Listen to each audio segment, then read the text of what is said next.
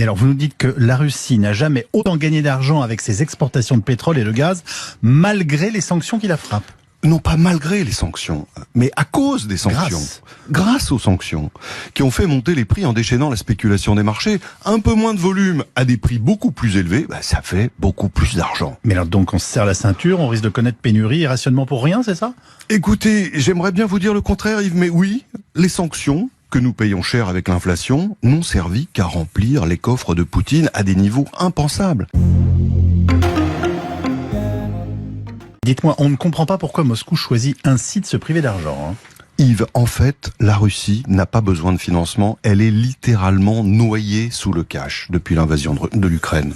À la fin juillet, elle avait perçu 97 milliards d'euros pour ses ventes d'hydrocarbures, principalement de pétrole. C'est le Wall Street Journal qui nous apprend ça. En gros, c'est 40% de plus qu'avant la guerre.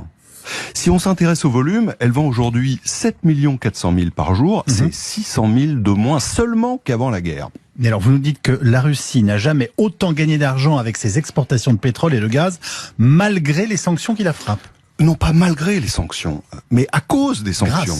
Grâce aux sanctions, qui ont fait monter les prix en déchaînant la spéculation des marchés. Un peu moins de volume à des prix beaucoup plus élevés, ça fait beaucoup plus d'argent. Mais alors donc on se serre la ceinture, on risque de connaître pénurie et rationnement pour rien, c'est ça?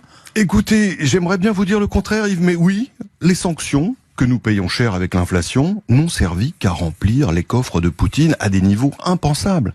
Jusqu'ici, ces sanctions pénalisent davantage les clients de la Russie que la Russie elle-même. Mais dites-moi, ce ne sont pas les Européens qui achètent? Détrompez-vous, selon des estimations du CREA, le Center for Research on Energy, les pays européens ont versé à Poutine plus de 86 milliards depuis le 24 février. C'était le début de l'invasion. L'Allemagne au premier chef. Et ça augmente à raison de 3 700 euros par seconde. Depuis le début de ma chronique, ça fait 1 minute 30, c'est plus de 300 000 euros qui sont partis d'Europe vers la Russie.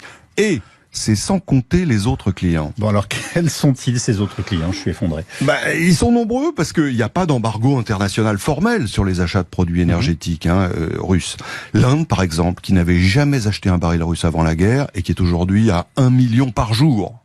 La Chine et la Turquie, également très actives. L'Arabie Saoudite, qui achète à prix cassé le baril russe. Elle fait des mélanges avec du pétrole iranien.